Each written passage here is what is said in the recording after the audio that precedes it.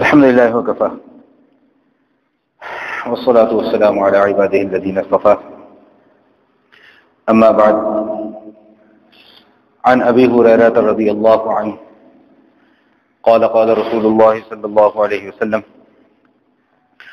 أمرني ربي بتسع خشية الله في السر والعلانية وكلمة العدل في الغضب والرضا والقصد في الفقر والغنى وأن أصل من قطعني وأعطي من حرمني وأعفو عن من ظلمني وأن يكون صمتي فكرا ونطقي ذكرا ونظري عبرة وآمر بالعرف أو كما قال رسول الله صلى الله عليه وسلم. اللهم صل على سيدنا ومولانا محمد عبدك ورسولك وصل على المؤمنين والمؤمنات والمسلمين والمسلمات. رب اشرح لي صدري ويسر لي أمري واحلل عقدة من لساني يفقهوا قولي. صدق الله تعالى وصدق رسوله النبي الكريم ونحن على ذلك لمن الشاهدين والشاكرين والحمد لله رب العالمين. معزز حضرات گرامی، ایک حدیث مبارکہ خطبے میں نے آپ حضرات کے سامنے تلاوت کی. اس میں نبی کریم علیہ الصلوۃ والتسلیم نے یہ بات ارشاد فرمائی ہے کہ مجھے 9 باتوں کا حکم دیا گیا ہے، یعنی 9 ایسے معاملات کا مجھے حکم دیا گیا ہے کہ جن کا کرنا میرے اوپر لازم ہے. اور نبی علیہ الصلوۃ والسلام کو حکم براہ راست ہے، اور آقا علیہ الصلوۃ والسلام کے واسطے سے یہ 9 باتوں کا حکم ہم سب کے لیے ہے. سیدنا ابو ہریرہ رضی اللہ تعالیٰ عنہ راوی ہیں، وہ فرماتے ہیں کہ رسول اللہ صلی اللہ علیہ وسلم نے ارشاد فرمایا کہ امرنی ربی بتسعین، مجھے میرے رب نے 9 باتوں کا حکم دیا ہے. خشیت اللہ فی السر والعلانیہ، ان میں سے پہلی بات کہ اللہ تعالیٰ کا خوف اور اللہ تعالیٰ کا ڈر، اس کو لازم پکڑا جائے، چاہے انسان تنہائی میں ہو چاہے مجمع میں ہو. دوسری بات وکلمۃ العدل فی الغضب والرضا، ہمیشہ انصاف کا کلمہ، ہمیشہ حق کی بات منہ سے نکالی جائے، چاہے انسان غصے کی حالت میں ہو چاہے عام حالات کے اندر ہو. والقصد فی الفقر والغنى، میانہ روی کا دامن انسان کبھی ہاتھ سے نہ چھوڑے، چاہے تنگ دستی کے حالات چل رہے ہوں چاہے تونگری کا زمانہ چل رہا ہو. وان اصل من قطعنی، اور مجھے اس بات کا حکم دیا گیا کہ جو مجھ سے رشتہ داری کو توڑ دے، جو مجھ سے تعلق کو توڑ دے، میں اس کے ساتھ تعلق جوڑوں. واعطی من حرمنی، اور جو شخص مجھے کچھ دینے سے محروم کر دے میں اس کے ساتھ تعاون کروں، میں اس کو دیتا رہوں. واعفو عن من ظلمنی، اور جو شخص میرے اوپر ظلم کرے میں اس کو معاف کر دوں. وان یکون صمتی فکرا، اور میری جو خاموشی ہو وہ اللہ کی نعمتوں میں غور اور فکر کے لیے ہو. ونطقی ذکرا، اور میرا جو بولنا ہو وہ اللہ تعالیٰ کے ذکر کا ہو بولنا. ونظری عبرتا، اور میرا جو دیکھنا ہے وہ عبرت حاصل کرنے کے لیے ہو. وآمر بالعرف، اور مجھے نیکی کے کاموں کا حکم کرنے کا حکم دیا گیا ہے. تو یہ 9 باتیں نبی علیہ الصلوۃ والسلام نے بیان فرمائی ہیں کہ ان 9 باتوں کا حکم ہے، جن میں سب سے پہلی چیز خشیت اللہ فی السر والعلانیہ، کہ اللہ کا خوف اور اللہ کا ڈر ہونا چاہیے، چاہے بھرے مجمع میں انسان بیٹھا ہو چاہے تنہائی میں بیٹھا ہو. عموماً ہمارا معاملہ یا ہمارے حالات کچھ اس قسم کے ہیں کہ جب ہم جلوت میں ہوتے ہیں، لوگوں کے مجمع میں ہوتے ہیں، تو ہم لوگ کوشش یہ کرتے ہیں کہ جی بڑا اپنے آپ کو پاک باز اور راست گو اور بڑے اچھے اخلاق والا اور بڑا اچھا بن کر لوگوں کے سامنے پیش کیا جائے. لیکن جب عموماً ہم تنہائی میں ہوتے ہیں تو وہاں پر ہم یہ سمجھتے ہیں کہ شاید ہمیں یہاں پر کوئی دیکھنے والا نہیں ہے، ہماری کوئی نگرانی کرنے والا نہیں ہے. اب اس لیے جو اب جی میں آئے وہ انسان کرتا چلا جائے. ایک اللہ والے کو کشف ہوا، اور کشف یہ ہوا کہ میرے بندوں کو جا کر یہ بات کہہ دو، اللہ کی طرف سے الہام اور کشف یہ ہوا کہ میرے بندوں کو جا کر یہ بات بتلا دو کہ جب تم تنہائی میں کسی گناہ کا ارادہ کرتے ہو، تنہائی میں کسی نافرمانی کا ارادہ کرتے ہو، تو تم وہ سارے کے سارے راستے بند کر لیتے ہو جہاں سے تمہیں توقع ہے کہ یہاں سے مجھے کوئی دیکھ سکتا ہے. فرمایا کہ میرے بندوں کو جا کر یہ بات بتلا دو کہ وہ راستہ کیسے بند کرو گے اور کہاں سے بند کرو گے جہاں سے میں دیکھ رہا ہوں.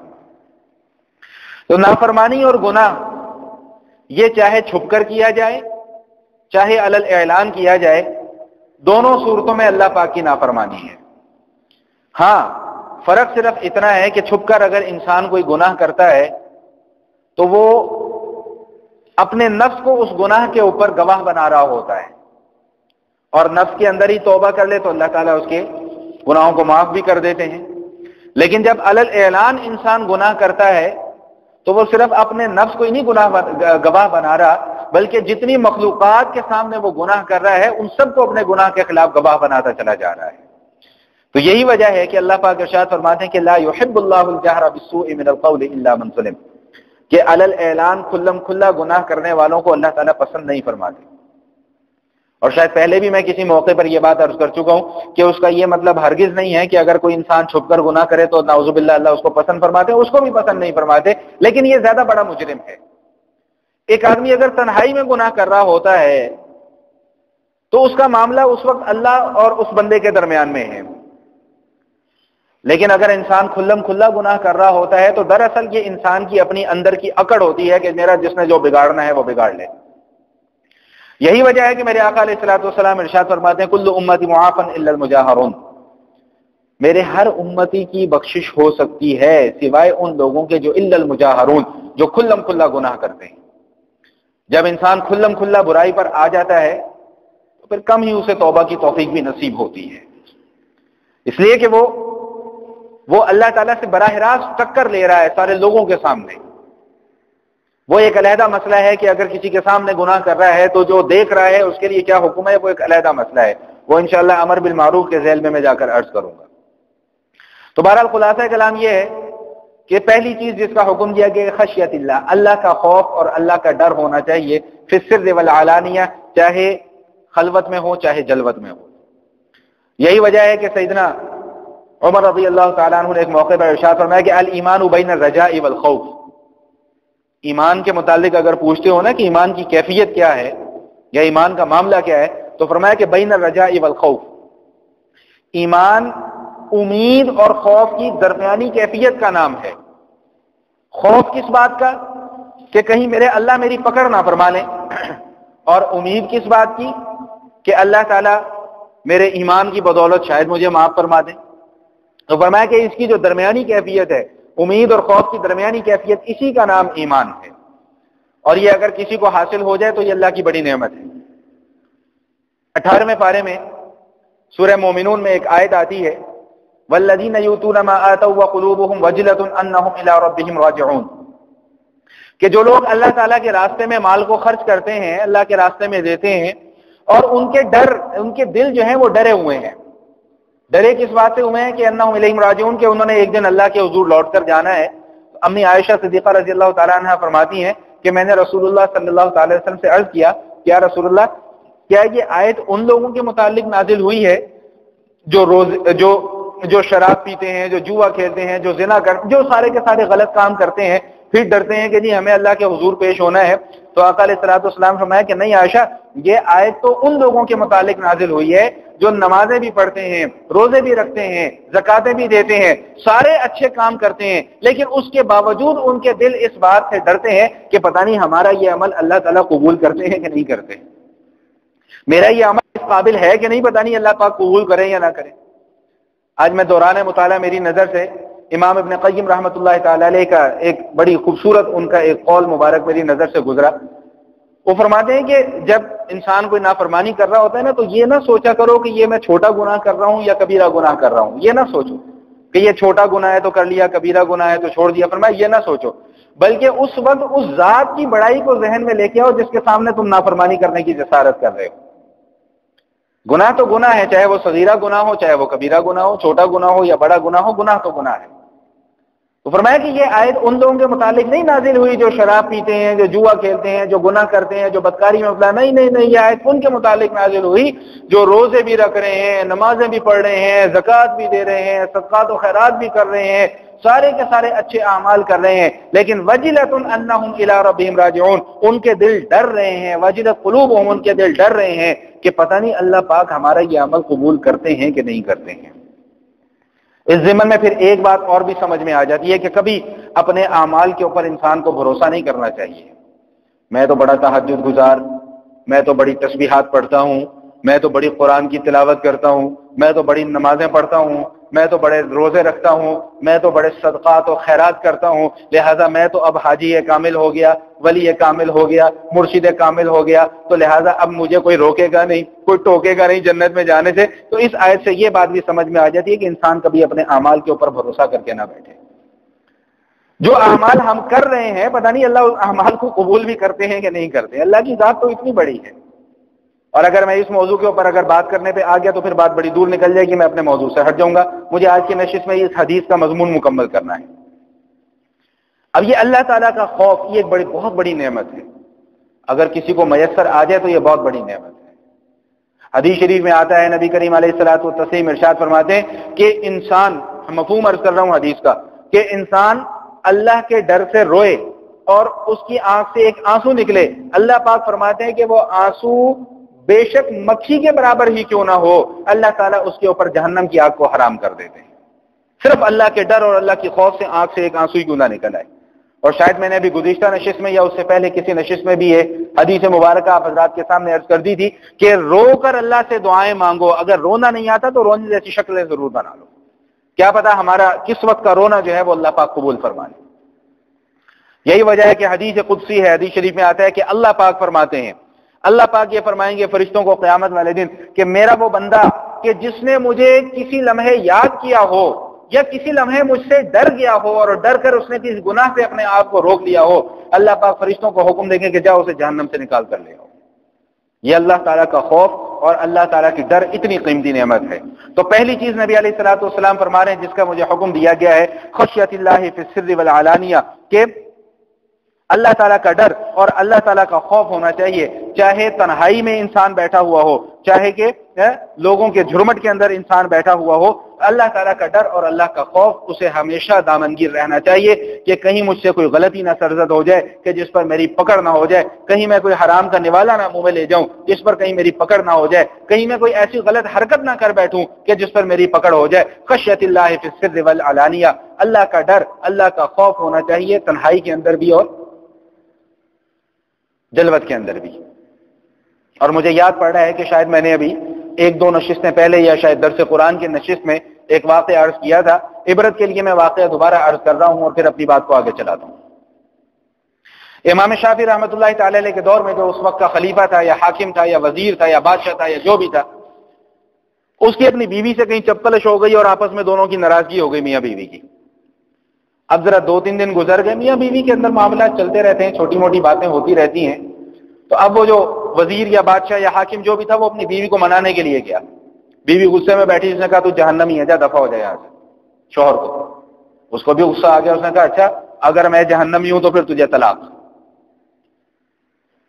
اب جب ذرا معاملہ ٹھنڈا ہوا تو دونوں سوچ وچار کرنے بیٹھ گئے کہ اوہو یہ کیا معاملہ ہوا، کہیں طلاق ہو تو نہیں گئی، طلاق کا لفظ تو منہ سے نکال دیا، پتہ نہیں ہوئی ہے کہ نہیں ہوئی، کیا معاملہ ہو گیا۔ علماء کو اکٹھا کیا گیا، فتاوی لیے گئے، مفتیان کرام، مشائخ اعظام سارے اکٹھے ہو گئے، لیکن اب اس مسئلے کا حل کسی کی سمجھ میں نہیں آ رہا کہ اس نے شرط ایسی لگا دی ہے کہ اگر میں جہنمی ہوں، شوہر نے، کہ اگر میں جہنمی ہوں تو تجھے طلاق ہے۔ اب اس بات کا فیصلہ کون کرے گا کہ یہ جہنمی ہے کہ جنتی ہے؟ کوئی نبی تو ہے نہیں، نبی کو حق ہے نا یہ فیصلہ کرنے کا کہ اللہ کی وحی سے وہ بتلا دے کہ کون جنتی ہے اور کون جہنمی ہے۔ عام آدمی تو کوئی کسی کے اوپر فتویٰ نہیں لگا سکتا کہ یہ جنتی ہے جہنمی ہے۔ غالباً امام شافعی رحمۃ اللہ تعالی علیہ یا ان کے کوئی شاگرد وہ آئے، انہوں نے جا کر اس سے کہا کہ میں آپ سے تنہائی میں ایک بات کرنا چاہتا ہوں۔ انہوں نے کہا جی ضرور کریں۔ انہوں نے کہا بات یہ ہے کہ کبھی زندگی میں کوئی ایسا موقع آیا کہ گناہ کرنے کا پورا موقع میسر ہو تمہیں، پھر تم اللہ کی رضا کی خاطر کہیں گناہ سے بچ گئے ہو؟ میں نے کہا ہاں ایک موقع ایسا آیا۔ انہوں نے کہا پوری بات مجھے بتلاؤ۔ میں نے کہا بات یہ ہوئی کہ میرے گھر میں ایک خادمہ تھی، کام کر رہی تھی، اکیلی تھی، وہ میں بھی اکیلا تھا، تو اس کو دیکھ کر میری نیت خراب ہو گئی۔ میں جب اس کے قریب ہونے لگا تو اس نے مجھے اللہ کے ڈر کا، اللہ کے خوف کا واسطہ دیا، اور میں اس وقت اللہ سے ڈر گیا اور میں نے توبہ کی اور میں نے اس کو جانے دیا۔ بس ٹھیک ہے، طلاق نہیں ہوئی تو جنتی ہے۔ باہر آ کے انہوں نے کہا بھائی یہ جنتی ہے، اس کو طلاق نہیں ہوئی اس کی بیوی کو۔ میں نے کہا آپ کس بنیاد پر اس کے جنتی یا دوزخی ہونے کا فیصلہ کر رہے ہیں؟ کہتا میں نہیں فیصلہ کر رہا، اللہ کا قرآن یہ فیصلہ کر رہا ہے، وَأَمَّا مَنْ خَافَ مَقَامَ رَبِّهِ وَنَهَى النَّفْسَ عَنِ الْهَوَىٰ فَإِنَّ الْجَنَّةَ هِيَ الْمَأْوَىٰ، کہ جو شخص اپنے رب کے حضور ڈر گیا اور اللہ سے ڈر کر اس نے اپنے آپ کو گناہ سے روک لیا، وَنَهَى النَّفْسَ عَنِ الْهَوَىٰ، نفس کی خواہش کو پورا کرنے سے وہ رک گیا، فإن الجنۃ ہی المأویٰ، یہ اللہ کا فتویٰ ہے، اللہ کا وعدہ ہے، اللہ کا اعلان ہے کہ جنت اس کا ٹھکانہ ہوگی۔ تو نبی علیہ الصلوۃ والسلام کیا فرماتے ہیں کہ مجھے سب سے پہلے کس بات کا حکم دیا گیا؟ خشیت اللہ فی السر والعلانیہ، کہ اللہ تعالیٰ کا ڈر اور اللہ کا خوف دامن گیر رہے۔ یہ بات ہمیشہ ذہن کے اندر رہے کہ کوئی ایک ہے جو علیم ہے، جو خبیر ہے، جو بصیر ہے، جو سمیع ہے، جو مجھے دیکھ بھی رہا ہے، میری باتوں کو سن بھی رہا ہے۔ یہی وجہ ہے کہ آقا علیہ الصلوۃ والسلام نے امی عائشہ صدیقہ رضی اللہ تعالی عنہا کو ایک موقع پر یہی بات ارشاد فرمائی کہ کبھی بھی کسی گناہ کو حقیر نہ سمجھنا، چھوٹا نہ سمجھنا کبھی بھی کسی گناہ کو، کہ چھوٹا سمجھ کے تو چلو جی صغیرہ گناہ ہے اب ہم کرتے چلے جاتے ہیں۔ فرمایا کہ اس چھوٹے گناہ سے بھی اللہ تعالیٰ آخرت میں باز پرس فرمائیں گے، اس سے پوچھ کے ہوگی کہ ہاں بھائی اگر جب تمہیں پتا تھا کہ یہ گناہ ہے، چھوٹا ہے بڑا ہے وہ تو علیحدہ کی بحث ہے، جب تمہیں پتا تھا کہ یہ گناہ ہے، یہ غلطی ہے، یہ نافرمانی ہے، تو تم نے کیوں کی؟ تو اس لیے فرمایا کہ خشیت اللہ فی السر والانفاق والعلانیہ، کہ اللہ تعالیٰ کا ڈر دامنگیر ہونا چاہیے، جلوت میں ہو یا خلوت میں ہو۔ دوسری بات نبی علیہ الصلوۃ والسلام فرماتے ہیں کہ میرے اللہ نے مجھے جس بات کا حکم دیا، وکلمۃ العدل فی الغضب والرضا، کہ ہمیشہ میں حق کی بات کروں، ہمیشہ سچ کی بات کروں، ہمیشہ عدل اور انصاف کی بات کروں، چاہے مجھ پر کیسی ہی کیفیت کیوں نہ طاری ہو، غصے کی کیفیت کیوں نہ طاری ہو یا عام حالات کی کیفیت مجھ پر کیوں نہ طاری ہو، وکلمۃ العدل، جب بھی بات کروں عدل کی، انصاف کی، برابری کی بات کروں۔ آج ہمارے معاشرے کی جو حالت چل رہی ہے، جو کیفیت چل رہی ہے، جو ہمارے اڑوس پڑوس کے، ہمارے ارد گرد کے جو حالات چل رہے ہیں، کسی کو بھی کسی سے تحفظ حاصل نہیں ہے۔ اس کی سب سے بڑی وجہ یہی ہے کہ ہم لوگ نا انصافی کے راستے پر چل پڑے ہوئے ہیں۔ قرآن کریم میں جو اللہ پاک نے نبی علیہ الصلوۃ والسلام کو حکم دیا نا کہ ولی ربی کا فاصبر، اپنے رب کے لیے صبر کریں۔ حضرت شاہ ولی اللہ رحمۃ اللہ تعالیٰ نے بڑی خوبصورت بات لکھی یہاں پر، فرمایا کہ رب کے لیے صبر کرنے کا کیا مطلب ہے؟ صبر تو ہوتا ہی رب کے لیے ہے، لیکن یہاں پر خصوصیت کے ساتھ ولی ربی کا فاصبر، اپنے رب کے لیے صبر کریں، اس کا کیا مطلب ہے؟ فرمایا کہ رب کے لیے صبر وہ ہوتا ہے کہ تمہارے مقابلے میں امیر ہو یا غریب ہو، دونوں کے ساتھ تمہارا ایک جیسا رویہ ہونا چاہیے، یہ رب کے لیے صبر ہوتا ہے۔ یہ نہیں کہ غریب سے تمہیں تکلیف پہنچ گئی تو اس کی ایسی کی تیسی پھیر دو، اپنے برابر کو اور اپنی ٹکر کا ہو گیا تو اس کے سامنے ہاتھ جوڑ کے کھڑے ہو جاؤ، یہ صبر نہیں ہے۔ فرمایا کہ رب کے لیے صبر تو یہ ہوتا ہے کہ تمہارے سامنے جیسا بھی آ جائے، طاقتور آ جائے یا کمزور آ جائے، اس سے اگر تمہیں کوئی تکلیف پہنچی ہے تو تم نے اس کا بدلہ نہیں لینا، اس کو جواب نہیں دینا، یہ ہے رب کے لیے صبر۔ یہ صبر نہیں ہے کہ کوئی غریب آدمی آ گیا تو بیچارے کو اکھاڑ بچھاڑ کر دو، اس کی ایسی کی تیسی پھیر دو، اس کے کپڑے ننگے کر کے اسے، اس کی عزت کو تار تار کر کے ادھر ادھر پھینک کر ڈال دو اسے، یہ صبر نہیں ہوتا، اور نہ ہی یہ انسانیت ہے، اور نہ ہی یہ انسانیت کا تقاضا ہے، اور نہ ہی یہ کوئی پڑھے لکھے لوگوں کا کام ہوتا ہے۔ اللہ کے نبی تو فرما رہے ہیں کہ مجھے تو یہ حکم دیا گیا وکلمۃ العدل فی الغضب والرضا، کہ کسی بھی قسم کی کیفیت ہو کبھی حق کی بات چھوڑنی نہیں ہے، اور قرآن کا بھی یہی حکم ہے۔ یا ایھا الذین آمنوا کونوا قوامین بالقسط شہداء للہ ولو علی انفسکم او الوالدین والاقربین، کہ اہل ایمان ہمیشہ انصاف کی بات کرنا، امیر اور غریب کا فرق نہ دیکھنا یہاں پر، کہ غریب ہے تو میں اس کا ساتھ نہ دوں، امیر ہے تو میں اس کا ساتھ دے دوں، کوئی سیکٹری ہے تو میں اس کا ساتھ دے دوں کیونکہ یہ میرے کام آئے گا، کوئی بیچارہ غریب ہے، جمع دار ہے، مزدور ہے تو میں اس کا ساتھ نہ دوں، اس نے بیچارے نے میرے کیا کام آنا ہے۔ یہ تو پھر آپ اللہ کی رضا کے لیے کام نہیں کر رہے، تو اپنی غرض کے لیے کام کر رہے ہیں۔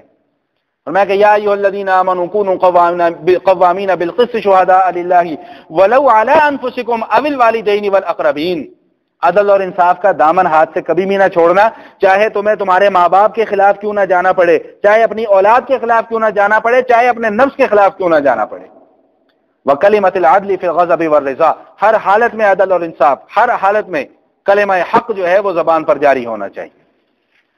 تیسری بات نبی علیہ الصلوۃ والسلام فرماتے ہیں وقصدی فی الفقر والغنی، میانہ روی، تونگری کی حالت ہو فضول خرچی نہیں، قسم پرسی کی حالت ہو پیسہ ضائع نہ کرو۔ میرے آقا علیہ الصلوۃ والسلام، دیکھیں میں ہمیشہ یہ کہا کرتا ہوں کہ نبی علیہ الصلوۃ والسلام نے زندگی کا کوئی گوشہ ایسا نہیں ہے کہ جس کے متعلق ہمیں تعلیمات نہ دی۔ پیسہ خرچ کرنا ہے تو اس تک کی تعلیمات ہمیں دی جا رہی ہیں کہ تم نے پیسہ کیسے خرچ کرنا ہے۔ خدا کا علیہ الصلوۃ والسلام فرماتے ہیں کہ میانہ روی، آدھی سے زیادہ کمائی، آدھی کمائی ہے تمہاری میانہ روی۔ بھائی اگر 100 روپے میں تمہارا کام ہو سکتا ہے تو وہاں پر 500 روپے خرچ کرنے کی کیا ضرورت ہے؟ 100 روپے خرچ کرو. اگر 1000 روپے میں تمہارا کام ہو سکتا ہے تو وہاں پر 50,000 لگانے کی کیا ضرورت ہے؟ بعد میں پھر روتے پھرتے پھر رہے ہوتے ہیں، او ہو یہ ہو گیا، خرچے ہو گئے، فلاں ہو گیا، برباد ہو گئے، اب پیسے نہیں ہیں، اب خرچہ نہیں ہے، بچوں کی فیس کہاں سے ادا کریں، اب قربانی کے لیے پیسے نہیں ہیں، اب زکات دینے کے لیے پیسے نہیں ہیں. جن جگہوں پر پیسہ خرچ کرنے کی ضرورت نہیں تھی وہاں پر پیسہ کیوں خرچ کیا؟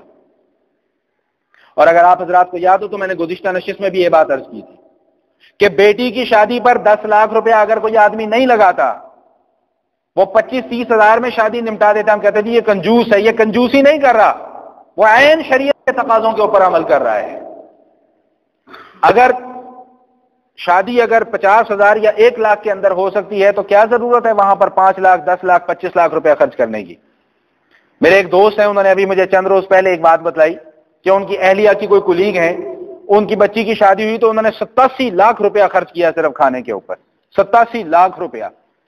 بعد میں نتیجہ کیا نکلتا ہے؟ بیٹی گھر آ کر بیٹھ جاتی ہے، وہ 87 لاکھ روپے کا اب کیا کرو گے؟ سر پر مارو گے؟ کیا کرو گے؟ کیا ضرورت ہے اس طرح کی فضول خرچیاں کرنے کی؟ اور امی عائشہ صدیقہ رضی اللہ تعالیٰ عنہ نے تو بڑے واضح الفاظ میں نبی علیہ الصلوۃ والسلام کا یہ فرمان مبارک بھی نقل کیا ہے کہ نکاح سب سے زیادہ برکت والا وہ ہوتا ہے جس میں اخراجات سب سے کم. ہم تو جب تک 500 لوگوں کو اکٹھا نہ کر لیں تب تک ہماری شادی تصور نہیں کی جاتی. کہتے ہیں ہماری خاندان میں ناک کٹ جائے گی اگر ہم نے فلاں کو نہ بلایا، فلاں کو نہ بلایا، فلاں کو نہ بلایا. 10 کھانے جب تک ہم نہ بنا لیں تب تک ہم شادی نہیں تصور کرتے. آقا علیہ الصلوۃ والسلام کی تعلیمات تو دیکھیں. میرے آقا علیہ الصلوۃ والسلام کیا فرمانے کہ میانہ روی اختیار کرو. فضول خرچی کرو گے تو برباد ہو جاؤ گے، پیسہ برباد ہو جائے. میانہ روی، اعتدال کے ساتھ چلو. 500 روپے خرچ ہوتے ہیں تو وہاں پر 500 روپے خرچ کرو، وہاں پر 1000 روپے خرچ کرنے کی قطعاً کوئی ضرورت نہیں ہے. اور خود قرآن کریم میں بھی اس بات کا حکم دیا گیا. ابو الدرداء رضی اللہ تعالیٰ عنہ کا ایک واقعہ مجھے یاد آ گیا. ان کے پاس 2 باغ تھے، بڑے زبردست قسم کے باغ تھے ان کے. قرآن کی آیت نازل ہوتی ہے، من ذا الذی یقرض اللہ قرضا حسنا. بھائی کون ہے جو اللہ تعالیٰ کو قرضہ دے گا؟ ایک انصاری صحابی نے نبی علیہ الصلوۃ والسلام کی زبان مبارک سے یہ آیت سنی، دوڑے بھاگے ابو الدرداء کے پاس ہے. ابو الدرداء ابو الدرداء ابو الدرداء تمہیں پتہ ہے اللہ نے کیا فرمایا؟ میں کہا نہیں. میں نے کہا کون ہے جو اللہ تعالیٰ کو قرضہ دے؟ اللہ کہتے ہیں کہ میں اسے دگنا کر کے واپس لوٹاؤں گا. فَيُضَاعِفُهُ لَهُ أَضْعَافًا كَثِيرًا. میں اسے دگنا چوگنا کر کے اس کا قرضہ اسے واپس کروں گا. ابو الدرداء کے جب کانوں میں یہ آیت پڑی رضی اللہ تعالیٰ بھاگے دوڑے نبی علیہ الصلوۃ والسلام کی خدمت میں حاضر ہوئے. یا رسول اللہ، اللہ نے یہ کہا ہے، اللہ نے یہ کہا ہے کہ کون ہے جو اللہ تعالیٰ کو قرضہ دے، میں اس کا قرضہ دگنا چوگنا کر کے واپس کروں گا. نبی پاک صلی اللہ علیہ وسلم نے فرمایا ہاں بالکل کہا ہے. اور نے کہا اچھا اگر میں اللہ تعالیٰ کو قرضہ دوں تو میری جنت پکی، کیا ملے گا مجھے؟ نبی علیہ الصلوۃ والسلام نے فرمایا کہ بھئی جنت ملے گی. اور نے کہا اچھا یا رسول اللہ اگر میں اللہ تعالیٰ کے راستے میں قرضہ دوں اللہ کو تو میری بیوی کی جنت پکی؟ نبی علیہ الصلوۃ والسلام نے فرمایا بھائی پکی. اور نے کہا اچھا یا رسول اللہ اگر میں اللہ کو قرضہ دوں میرے بچوں کی جنت پکی؟ نبی علیہ الصلوۃ والسلام نے فرمایا کہ اچھا ہاں چلو ٹھیک ہے بھائی تمہارے بچوں کی بھی جنت پکی. ابو الدرداء کہتے ہیں یا رسول اللہ صلی اللہ علیہ وسلم میرے پاس 2 باغ ہیں، میں دونوں کے دونوں باغ اللہ کے راستے میں صدقہ کر رہا ہوں. نبی علیہ الصلوۃ والسلام نے فرمایا کہ نہیں، دونوں نہیں، ایک صدقہ کرو، ایک سے اپنی ضروریات کو پورا کرو. پھر عرض کہ یا رسول اللہ اچھا پھر میں وہ والا باغ اللہ کے راستے میں صدقہ کرتا ہوں جس میں 600 کھجور کے درخت لگے ہوئے ہیں. یہاں پہ بھی ہمیں یہ تعلیم مل رہی ہے کہ صدقہ و خیرات بھی کرنا ہے تو وہ بھی اپنی حیثیت کو دیکھ کر. لیکن فضیلت کے لیے ایک حدیث اور آپ کو سنا دوں. نبی علیہ الصلوۃ والسلام نے ایک موقع پر ارشاد فرمایا کہ بھائی 1 درہم 1 لاکھ درہم سے زیادہ ثواب لے گیا. صحابہ نے عرض کی یا رسول اللہ یہ کیسے؟ 1 درہم 1 لاکھ درہم سے زیادہ کیسے ثواب لے گیا؟ فرمایا کہ ایک آدمی کے پاس بہت زیادہ مال تھا، اس نے اپنی حیثیت کے مطابق 1 لاکھ درہم صدقہ کیا، اور ایک آدمی کے پاس تھے ہی صرف 2 درہم، اس نے ان میں سے 1 درہم صدقہ کر دیا تو یہ اس 1 درہم کا ثواب 1 لاکھ درہم سے زیادہ ہو گیا. تو اللہ کے راستے میں بھی خرچ کرنا ہے تو وہ بھی اعتدال کے ساتھ، دنیا کے معاملات میں بھی خرچ کرنا ہے تو وہ بھی اعتدال کے ساتھ. بھائی جب گھر میں کھانا پکتا ہے تو کیا ضرورت ہے باہر سے پیزے جا کر کھانے کی؟ میں خود بھی کھاتا ہوں لیکن کبھی کبھی، یہ نہ ہو کہ آپ میرے پہ فتویٰ لگا دیں. جاتا ہوں میں بچوں کو لے کے لیکن کبھی کبھی. جب گھر میں کھانا پک رہا ہے تو روز KFC کے برگر لانے کی کیا ضرورت ہے؟ میک ڈونلڈ سے روز برگر منگوانے کی کیا ضرورت ہے؟ روز بوتلیں کھانے پینے کی کیا ضرورت ہے؟ یہ میانہ روی کے خلاف ہے یہ چیز. تو نبی علیہ الصلوۃ والسلام کیا فرماتے ہیں کہ مجھے کس بات کا حکم دیا گیا کہ والقصد والقصد فی الفقر والغنا، کہ میانہ روی کا دامن ہاتھ سے نہ چھوڑوں، چاہے تونگری کا زمانہ چل رہا ہو چاہے فقر کا زمانہ چل رہا ہو۔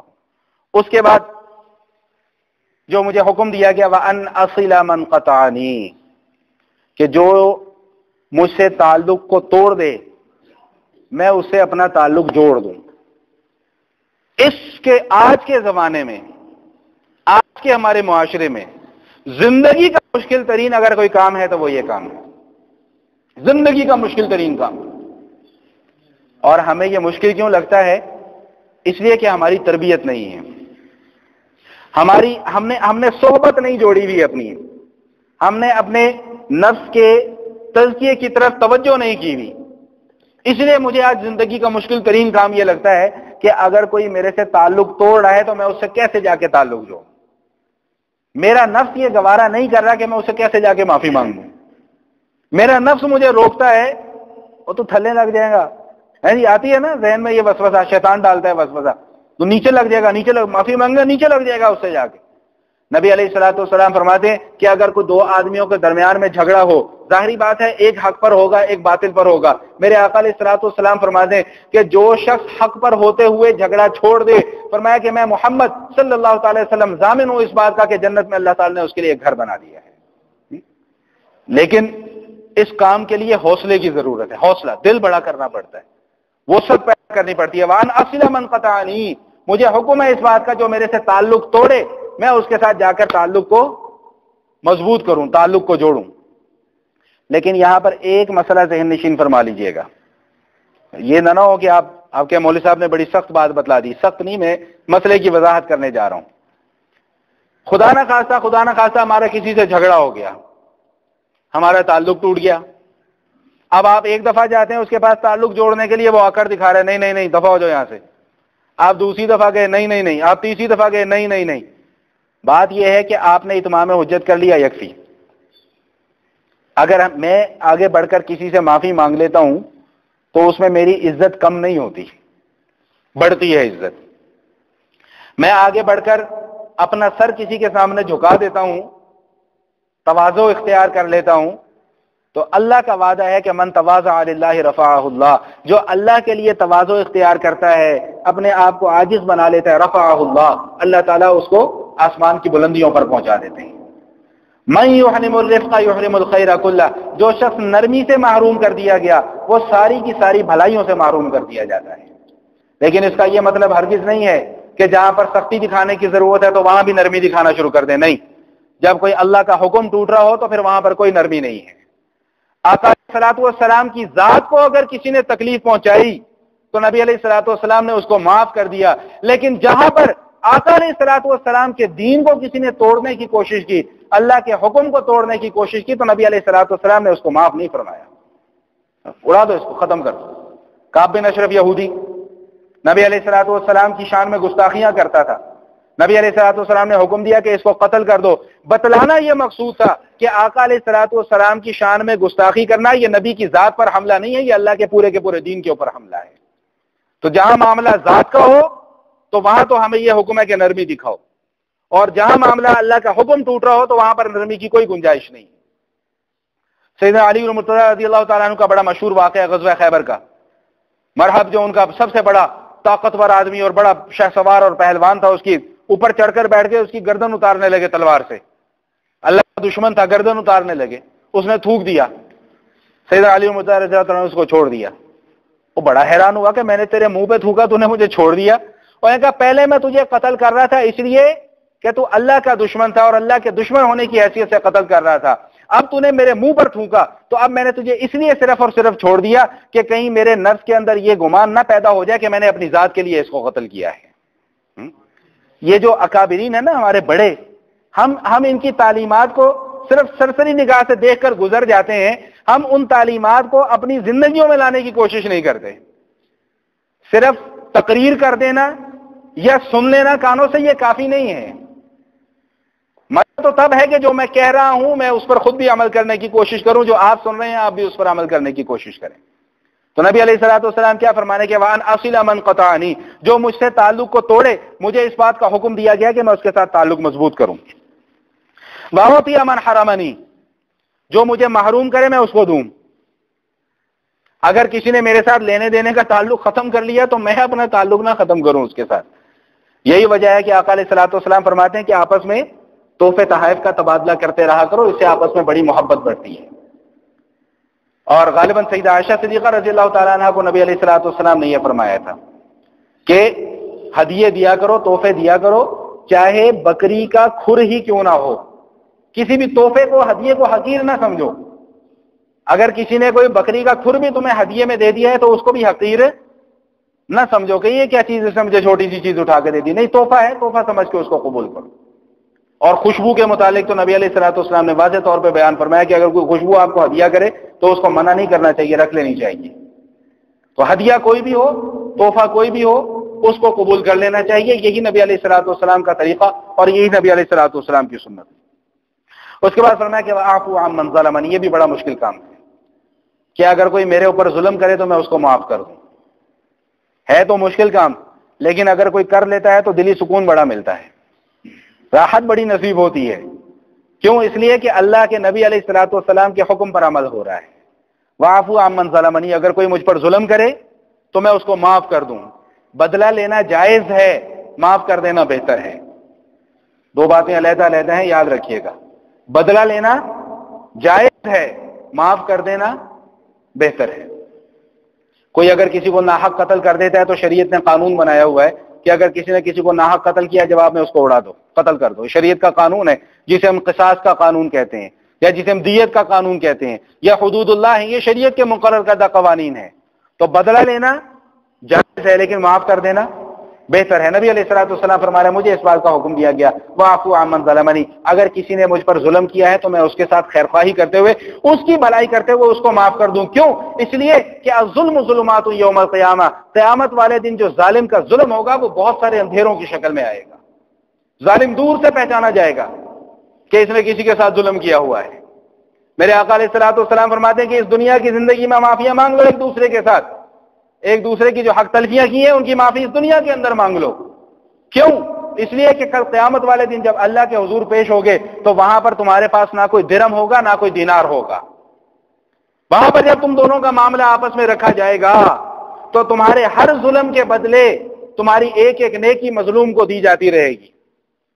اور فرمایا کہ اگر ظالم کے پاس نیکی کوئی نہیں ہوگی تو مظلوم کی برائیاں اٹھا کر اس کے نامہ اعمال میں ڈالی جانا شروع کر دیں گے. ایک موقع پہ آقا علیہ الصلوۃ والسلام فرمایا کہ بھائی جانتے ہو میری امت کا مفلس ترین آدمی کون ہے؟ صحابہ نے کہ یقین ہے یا رسول اللہ، جس کے پاس پیسہ نہیں، جس کے پاس مال نہیں، جس کے پاس دولت نہیں، وہی مفلس آدمی ہوگا. نبی علیہ الصلوۃ والسلام نے فرمایا نہیں، میری امت کا مفلس آدمی یہ نہیں ہے.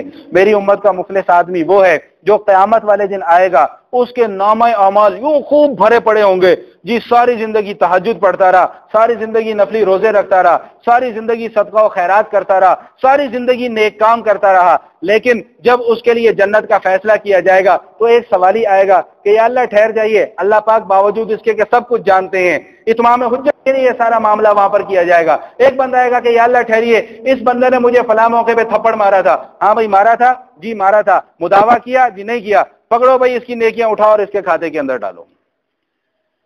دوسرا کہ یا اللہ ٹھہریے ٹھہریے ٹھہریے، اس نے میری زمین غصب کر لی تھی. اچھا بھائی ہے کوئی گواہ؟ جی بالکل ہے جی، یہ دیکھیں جی. ہاں بھائی تم اس سے انکار کرتے ہو؟ وہ کہے گا جی نہیں انکار کر سکتا، انکار کی گنجائش نہیں ہے، اس کی نیکیاں اٹھاؤ بھائی ادھر ڈالو. ایک ایک ایک ایک مظلوم آتا رہے گا اور اس ظالم کی ایک ایک نیکی جو ہے اس مظلوم کے نامہ اعمال میں جاتی رہے گی، یہاں تک کہ اس کی ساری نیکیاں ختم ہو جائیں گی. لیکن مظلومین کی لائن ابھی بڑی لمبی ہوگی. پھر ان مظلوموں کے گناہوں کو لیا جائے گا اور اس ظالم کے نامہ اعمال میں ڈالا جانا شروع کر دیا جائے گا، یہاں تک کہ اس کا نامہ اعمال گناہوں سے اتنا بھر جائے گا کہ اللہ پاک حکم فرمائیں گے کہ اسے اٹھاؤ اور جہنم کے اندر ڈال دو. فرمایا یہ ہے میری امت کا مفلس ترین آدمی. تو حکم کیا ہے کہ وَاعْفُوا عَمَّنْ ظَلَمَنِی، کہ میں معاف کر دوں. اگر میرے ساتھ کسی نے ظلم کیا تو میں اس کو معاف کر دوں. یہ اپنے لیے تو بہتر ہے ہی ہے، اس ظالم کے لیے زیادہ بہتر ہے کہ بیچارہ کہیں میری وجہ سے وہ آخرت میں جا کے رگڑا نہ جائے. اس کے بعد نبی علیہ الصلوۃ والسلام فرماتے ہیں کہ مجھے اس بات کا حکم دیا گیا کہ وَأَن يَكُونَ صَمْتِي فِكْرًا، کہ میں خاموش رہوں، اور خاموش بھی رہوں تو بلا وجہ نہ بیٹھوں، میں غور فکر اور تدبر کروں. اب غور فکر اور تدبر کا یہ مطلب نہیں ہے کہ قرآن کا ترجمہ کھوڑ کے تو اجتہاد شروع کر دیں. اجتہاد ہمارے بس کی بات نہیں ہے. مسائل کو اخذ کرنا ہمارے بس کی بات نہیں ہے۔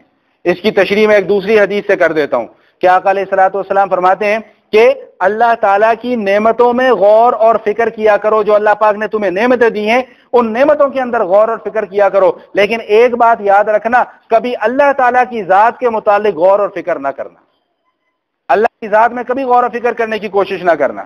اچھا آج اگر 2-4 منٹ اوپر ہو جائیں تو کوئی برائی تو نہیں، مذائقہ تو نہیں، برداشت کر لیں گے، تھوڑا سا 5-7 منٹ بھی اوپر ہو جائیں برداشت کر لیں گے؟ چلیں شکر الحمدللہ۔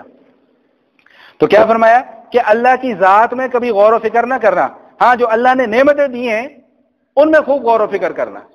اللہ تعالیٰ نے مجھے لباس دیا، الحمدللہ یا اللہ کتنا اچھا لباس تو نے دیا، میں تو اس قابل نہیں تھا، یا اللہ تیری نعمت ہے، تیرا بہت شکر ہے۔ اب اس لباس کے اوپر غور کرو کہ یہ اللہ کی ایک نعمت تمہیں کتنا فائدہ دے رہی ہے۔ یا اللہ تو نے مجھے بولنے کے لیے زبان دی، اگر یہ زبان میرے منہ میں نہ ہوتی میں لوگوں سے باتیں کیسے کرتا، یہ غور و فکر ہے۔ سننے کے لیے کان دیے، یا اللہ اگر یہ کان نہ ہوتے میں لوگوں کی باتیں کیسے سنتا، یہ غور و فکر ہے۔ سوچنے کے لیے دماغ دیا، یا اللہ اگر دماغ نہ ہوتا میں پاگل اور مجنون ہوتا، خدا نہ خواستہ میرے ساتھ کیا معاملہ ہوتا، لوگ مجھے پتھر مار رہے ہوتے، سڑکوں پہ گھسیٹ رہے ہوتے۔ تو فرمایا کہ وَأَن يَكُونَ سَمْعِي فِكْرًا، کہ میری خاموشی جو ہے وہ اللہ کی نعمتوں کے متعلق غور اور فکر ہونا چاہیے۔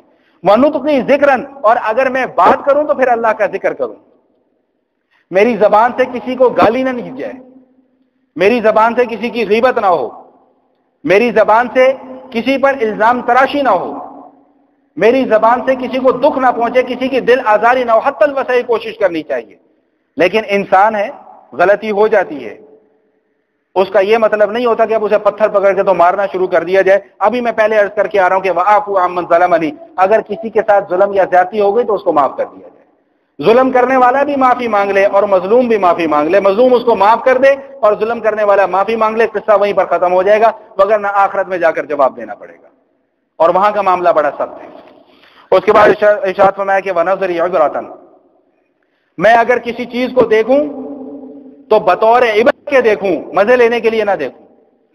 لیکن میری اس بات سے کوئی یہ مطلب نہ نکال لے کہ ہر کسی کو دیکھنا جائز ہے، تاڑنا جائز ہے، نہیں، جائز نہیں ہے، حرام ہے۔ لعن اللہ الناظر والمنظور الیہ، اللہ کے نبی علیہ الصلوۃ والسلام فرماتے ہیں کہ جس نے غیر محرم پر نظر ڈالی، نظر ڈالنے والا بھی ملعون ہے، اور جو اپنے آپ کو بنا سوا کر باہر نکل رہی ہے وہ بھی ملعون ہے، اس پر بھی اللہ تعالیٰ کی لعنت ہے۔ اللہ کی نعمتوں میں غور و فکر کرو، دیکھو میں دیکھ رہا ہوں، آسمان کو دیکھ رہا ہوں، اللہ اکبر، کتنا بڑا آسمان اللہ تعالیٰ نے بنا دیا، بغیر ستون کے بنا دیا۔ قرآن کہتا ہے قل سیروا فی الارض فانظروا کیف کان عاقبۃ المجرمین فانظروا کیف کان عاقبۃ المکذبین، ذرا زمین کے اندر چلو پھرو تو صحیح، غور تو کرو کہ جن لوگوں نے اللہ تعالیٰ کی باتوں کو نہیں مانا، اللہ تعالیٰ نے ان کا حشر کیا کیا، ان کا انجام کیا کیا۔ وَنَظْرِ عِبْرَةً، میرا دیکھنا بطور عبرت کے لیے ہو۔ اور آخر میں یہ بات ارشاد فرمائی کہ وَآمُرُ بِالْعُرْفِ، کہ اللہ تعالیٰ نے مجھے حکم دیا ہے کہ میں بھلائی کا حکم کروں، نیک کاموں کا حکم کروں، اور اس کے ساتھ دوسری چیز جو قرآن اور دوسری احادیث کے اندر موجود ہے وہ یہ کہ برائی سے روکوں۔ اب اس کے اوپر میں زیادہ لمبی چوڑی تقریر نہیں کر رہا کیونکہ ٹائم ختم ہو گیا، صرف 2-3 منٹ میں آج کے دن کی مناسبت سے ایک گزارش عرض کرنی ہے۔ آج ہے 14 فروری، اور پچھلے کچھ عرصے سے یہ ہمارے منحوس اور ملعون جو میڈیا ہے، اس نے ایک یہود و نصارہ کے تہوار کو ہمارا تہوار بنا کر پیش کر دیا، جسے ہم کہتے ہیں ویلنٹائن ڈے۔ اب اس کے معنی کی تحقیق میں جاؤں گا تو بات بڑی دور نکل جائے گی، میں ابھی اس کے معنی کی تحقیق آپ کے سامنے نہیں بیان کر رہا کہ اس کے معنی کی تحقیق کیا ہے اور اس کی ہسٹری کیا ہے اور اس کا بیک گراؤنڈ کیا ہے، لیکن صرف اتنا ایک اشارہ کر کے جا رہا ہوں کہ ویلنٹائن ڈے کا بیک گراؤنڈ جو ہے وہ زنا ہے۔ زنا، ایک مرد اور ایک عورت کا زنا ہوا، ان کو مظلوم بنا کر پیش کیا گیا اور ان کی یاد میں یہ ویلنٹائن ڈے منایا جاتا ہے۔ آج مجھے صبح موبائل پر ایک میسج ملا، مناسب تو نہیں ہے لیکن بہرحال پھر بھی عبرت کے لیے اور سبق کے لیے یہ میسج میں اس کا ایک خلاصہ آپ کے سامنے پڑھ کر پیش کر رہا ہوں۔ جس نے میسج بنایا ہے اللہ تعالیٰ اس کو برکت دے اور اس کے علم میں اور عمر میں اضافہ کرے، بات اس نے بڑی صحیح لکھی۔ اس نے کہا ویلنٹائن ڈے میں آپ کیا اس بات کو پسند کرتے ہیں کہ آپ کے ہاتھ میں کسی دوشیزہ کا ہاتھ ہو اور آپ کی بہن کا ہاتھ کسی لڑکے کے ہاتھ میں ہو؟ کیا آپ اس چیز کو پسند کرتے ہیں؟